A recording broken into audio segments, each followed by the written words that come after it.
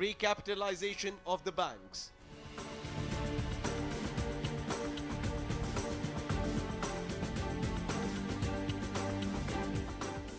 The former BJP treasurer and the present Power and Coal Minister Piyush Goyal has often spoken about the need for recapitalizing India's ailing banking system quickly.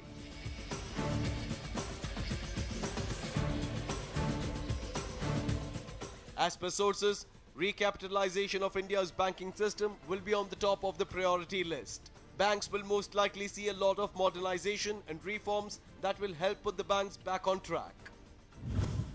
Power and coal sector reforms.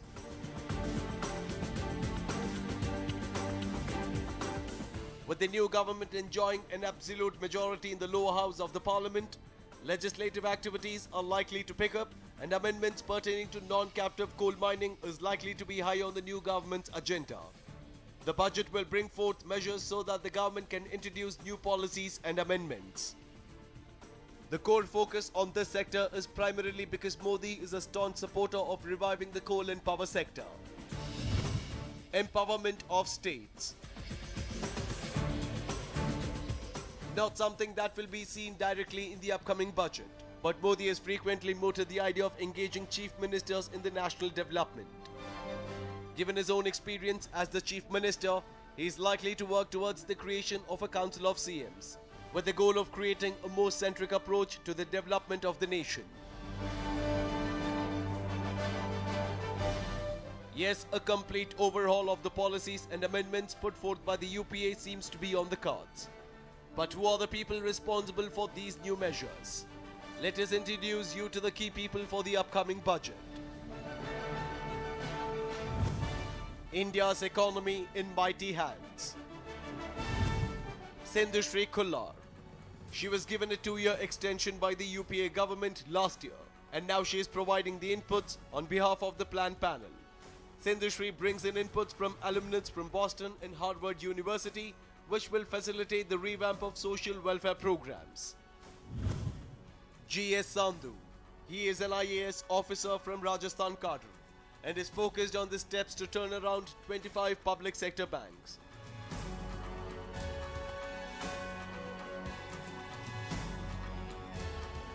Sandhu has said he wants to put improved systems in place for better co-corporate governance and reduce NPAs. Let us now introduce you to the next gem behind the budget 2014. Arvind Maya Rao, the key bureaucrat behind last year's budget. He is an IAS officer from the Rajasthan cadre and has a doctorate on FDI. He was the brain behind the PPP projects while working as a joint secretary infrastructure and is likely to play a key role in shaping the government's big-ticket infra ventures. Shakti Nanda Das will have a major role in the government to push ahead the goods and service tax, which is one of the most awaited tax reforms. Besides adding up 1.5% to the GDP, GST is expected to help create a national market for goods and services. His work was cut out as he returned to the North Block less than a month before the budget presentation. Ravi Mathur. He is expected to give shape to the NDA government divestment plans. Mathur had recently said the government is yet to identify sick PSUs for disinvestments. He will play a key role when a decision is made to bring in more revenues to drive development programs. Ratan Vatan. He is no stranger to economic reforms and has served as the private secretary to former Prime Minister P.V. Narasimha Rao. Vatal's inputs will decide the allocation of funds to the departments. The government will also turn to him to reduce subsidies and increase spending. P.K. Mishra. Earlier, he was a key member of the Namo team when he was the CM of Gujarat. He is playing a key role in interacting with the finance minister to give shape to Modi's economic growth plans. Rajat Bhargava. He is junior to all the other Babus involved in the budget exercise but has a crucial role to play. He will look after the publication of the budget papers that must remain secret till they are tabled in the House. Nripendra Mishra. The implementer, he has the right links and the right experience to drive the implementation of Modi's development goals. He is linked between the PMO and the ministries. Mishra has been chairing meetings primarily regarding growth and containing inflation.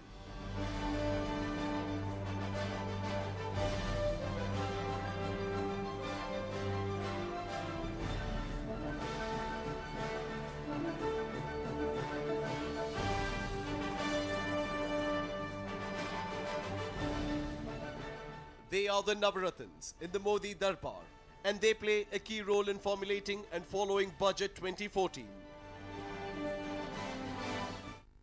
Now, well, that was quite a prolific lineup of bureaucrats. Now, I personally can't wait for the budget to be announced. Now, it is clear that this budget will be all about Modi-nomics. But did you know that the budget is actually prepared in 4 phases? Well, now let's tell you how exactly the union budget of the biggest democracy in the world comes into being. What is budget and who prepares it?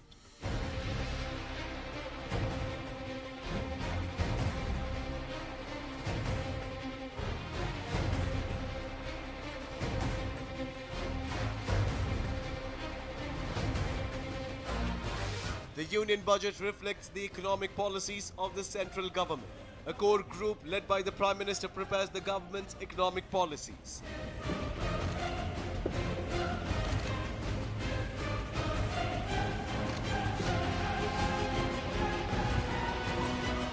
In addition to Prime Minister, the core group consists of Finance Minister, officers of the Ministry of Finance, and Chairperson of the Planning Commission. The Finance Ministry officials who take part in the core group are Finance Secretary, Revenue Secretary, and Secretary of the Department of Expenditure.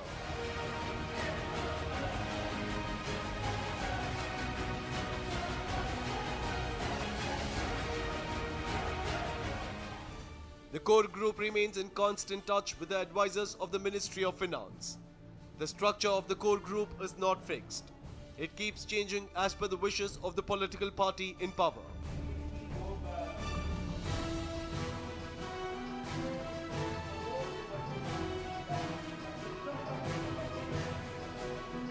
The process of budget formulation generally begins 7 months before the budget session of the Parliament. It comprises 4 different phases: budget formulation, budget enactment, budget execution, and legislative review of the implementation of the budget. Let us tell you how it all begins.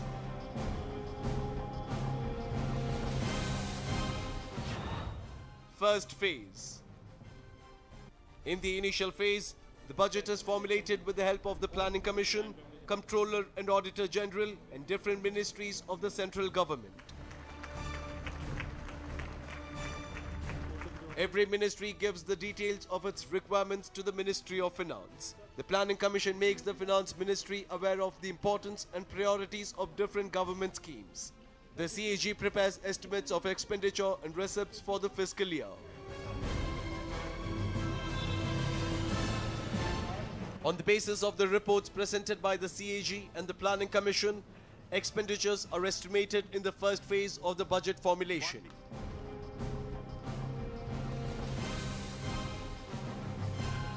Following this, the Finance Ministry estimates the income and expenditure of the government. The ministry's estimate is based on the estimates provided by the Income Tax Department, Department of Central Excise and Custom Duty for their revenue receipts in the ongoing financial year and the upcoming fiscal year.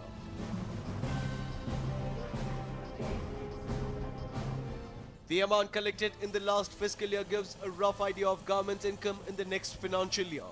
On the basis of this estimation, tax fixation is done for the upcoming fiscal year.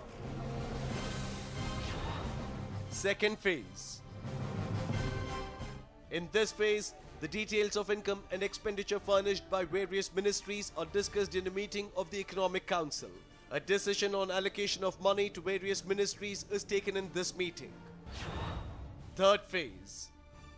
Finally, a draft of income and expenditure is prepared. This is called Budget Document of Finance Bill. This is presented in Parliament by Finance Minister. The Finance Bill consists of details of revised taxes.